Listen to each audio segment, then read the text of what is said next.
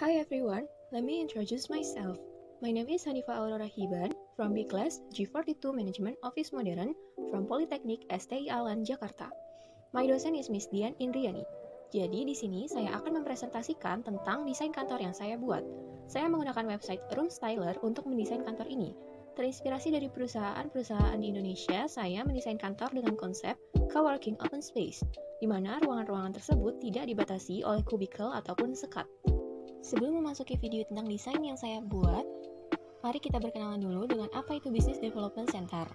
Business Development Center merupakan orang yang bertanggung jawab untuk mencari cara supaya interaksi dari ketiga pihak, yaitu antara pelanggan, pasar, dan relasi bisnis, bisa menciptakan peluang bagi perusahaan untuk terus tumbuh.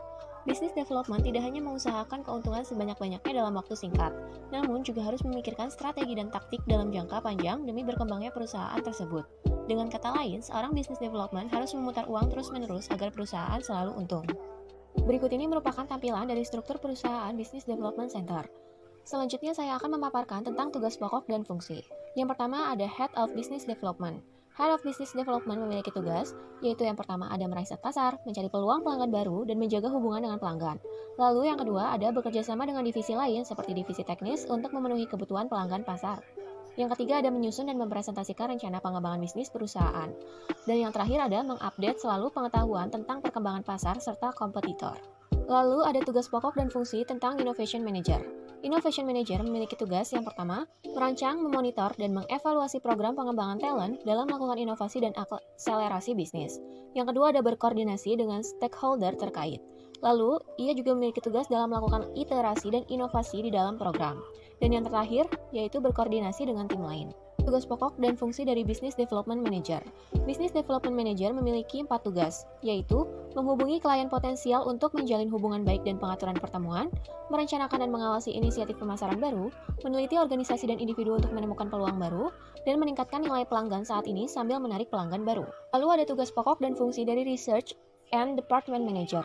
Research and Department Manager memiliki tugas yang pertama, mengembangkan produk baru dan proses produksi yang lebih baik, melakukan riset produk dan riset pasar untuk keperluan R&D. Lalu ada bertanggung jawab terhadap solusi dari keluhan dan tren keinginan konsumen. Dan yang terakhir, Research and Department Manager memiliki tugas dalam menyiapkan dokumen pendaftaran perizinan yang diperlukan. Selanjutnya yaitu tugas pokok dan fungsi dari Training Department Manager. Training Department Manager memiliki tugas yang pertama, merencanakan anggaran pelatihan tiap departemen, biaya tak terduga, dan jumlah peserta pelatihan sesuai kebutuhan. Yang kedua, mengetahui informasi terkini mengenai keterampilan yang dibutuhkan karyawan, yang bersifat relevan agar memiliki kinerja yang baik dan efektif. Yang ketiga, membuat strategi dan rencana-rencana organisatoris untuk memenuhi kebutuhan pelatihan dan pengembangan, dan mengatur pelaksanaan pelatihan, pengukuran dan tindak lanjut yang diperlukan. Yang terakhir, saya akan memaparkan tentang tugas pokok dan fungsi dari Departemen Mentoring Programs Manager yang memiliki 4 tugas. Di antaranya, membantu manajer dalam membuat evaluasi kinerja seperti menulis laporan atau menganalisis data, membantu bagian administratif, berpartisipasi dalam perencanaan strategis perusahaan, serta membiasakan diri dengan tugas-tugas personalia. Berikut merupakan penjelasan dari Business Development Center, disertai dengan struktur organisasi perusahaannya dan juga tugas pokok dan fungsinya. Nah, jadi itu merupakan penjelasan dari Business Development Center. Selanjutnya bisa kita simak saja video desain kantor yang sudah saya rancang. Ketika masuk melalui pintu utama, maka Anda akan langsung dihadapkan oleh main lobby. Di lobby tersebut terdapat satu air mancur yang mempercantik tampilan lobby tersebut. Lalu di bagian kanan terdapat beberapa buah kursi yang bisa digunakan klien untuk menunggu. Ketika Anda melihat di bagian sisi kiri, terdapat waiting room yang disertai oleh beberapa buah sofa, meja, dan kursi. Disertai juga dengan beberapa rak buku. Ini biasanya digunakan oleh para staf untuk menemui klien secara tidak formal. Di lobi ini terdapat 4 buah resepsionis yang dilengkapi dengan peralatan komputer, 1 buah mikrofon, dan telepon untuk memudahkan komunikasi dengan para atasan dan juga staf di dalam kantor.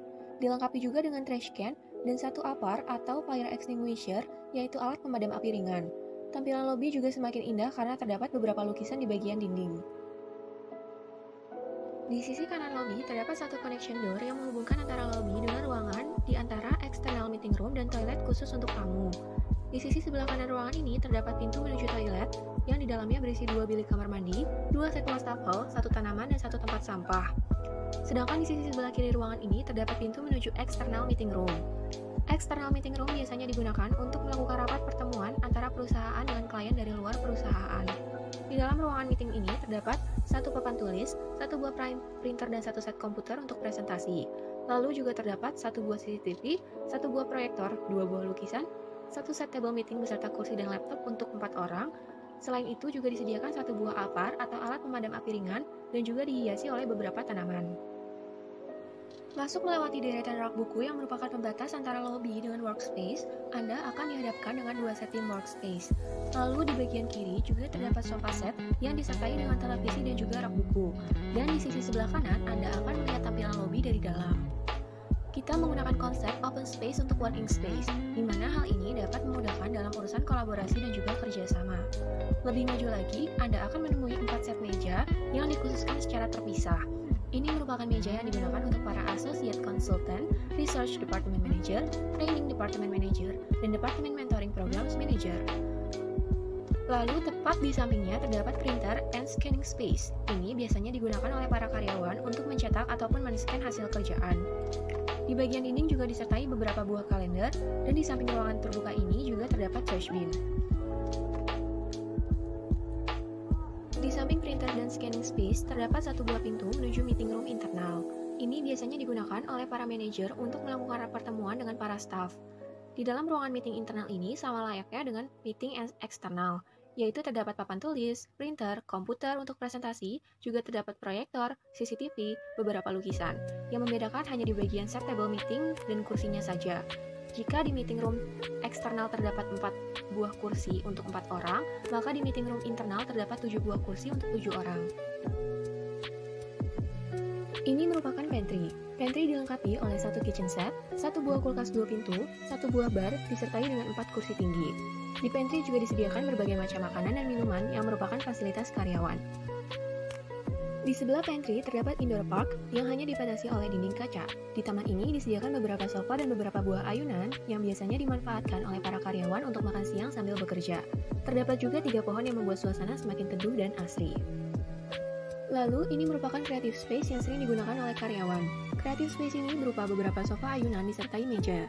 Creative space ini tepat bersebelahan dengan indoor park, sehingga ketika bekerja, karyawan tidak akan merasa bosan karena bisa diselingi dengan melihat asrinya pemandangan taman. Disediakan juga beberapa rak buku yang berada di tengah-tengah creative space tersebut. Selain mengangkat konsep coworking open space, kantor yang saya desain juga menerapkan konsep Go Green. Hal ini dapat dilihat dari banyaknya tanaman yang tersebar di penjuru ruangan. Di ujung creative space ini terdapat satu buah pintu yang merupakan pintu menuju ruangan untuk manajer. Di dalam ruangan ini terdapat 3 set meja dilengkapi dengan satu set komputer, telepon, buku catatan, ATK, jam meja, dan vas bunga. Di dalam ruangan ini juga terdapat rak buku, tempat sampah, satu APAR, satu buah CCTV, tanaman hias, serta beberapa lukisan dinding. Ini merupakan view creative space dan indoor park dari depan ruangan manajer. Ini merupakan tampilan back lobby yang di sebelahnya terdapat kafetaria. Biasanya karyawan memanfaatkan space tersebut untuk makan siang diselingi dengan bekerja. Di sebelah kanan terdapat connection door yang menampilkan area outdoor park. Ini merupakan tampilan back lobby dari luar area kantor. Ketika masuk, di sisi kanan Anda akan dihadapkan dengan meja resepsionis yang dilengkapi dengan satu buah kursi, seperangkat komputer, telepon, dan mikrofon. Sedangkan di sisi kiri, terdapat 2 buah pintu yang merupakan pintu toilet khusus untuk karyawan, yang terpisah antara laki-laki dan perempuan. Di tengah lobi juga terdapat satu air mancur yang dihiasi tanaman. Ini merupakan view connection door yang menuju ke area outdoor park. Outdoor park ini dilengkapi oleh air mancur dan juga banyak picnic table seat, di mana biasanya area ini dimanfaatkan oleh karyawan untuk bekerja sambil menikmati pemandangan asri. Selain itu juga terdapat banyak pepohonan di area ini. Di sebelah connection door yang menuju outdoor park, terdapat pintu kaca yang merupakan pintu masuk untuk menuju area gym. Area gym ini dilengkapi fasilitas olahraga, yaitu 3 buah treadmill, 2 techno gym cycle, 1 kettlebell rack, dan 1 power cage rack. Area ini juga dilengkapi 1 buah jendela besar yang menampilkan view outdoor park. Di dalam gym juga tersedia kamar mandi yang dilengkapi dengan shower. Jadi ketika karyawan berolahraga di pagi atau sore hari, setelahnya mereka bisa langsung mandi dan kemudian lanjut untuk bekerja. Keluar dari area gym, di sampingnya terdapat area game yang biasanya dimanfaatkan oleh karyawan ketika lelah saat bekerja. Area game ini menyediakan fasilitas seperti 1 buah meja tenis, 1 meja hoki, dan 2 meja biliar. Selain itu juga terdapat multi-game table sebanyak 2 buah. Area game ini sengaja dibuat terbuka dan hanya dibatasi oleh tanaman bambu. Di seberang area game ini terdapat 1 buah pintu kaca yang langsung menuju ke musola. Musola dilengkapi dengan beberapa sajadah dan juga tanaman hias, serta ada 1 jendela besar di sisi kiri musola. Di belakang area musola terdapat dua connection door yang langsung menghubungkan musola dengan kamar mandi yang dilengkapi dengan tempat wudhu. Di seberang musola, tepat di samping area game, terdapat satu pintu yang merupakan pintu untuk menuju ke area playground. Playground ini disediakan bagi karyawan yang ingin menitipkan anaknya saat bekerja.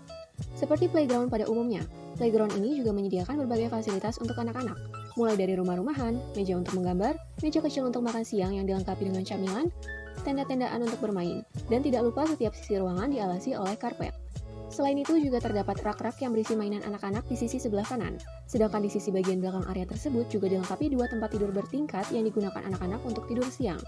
Berikut saya tampilkan denah desain kantor yang saya buat jika dilihat dari atas. Nah, itu merupakan desain rancangan kantor yang saya buat untuk proyek UAS mata kuliah Manajemen Office Modern. Terima kasih atas perhatiannya. Sekian, wassalamualaikum warahmatullahi wabarakatuh.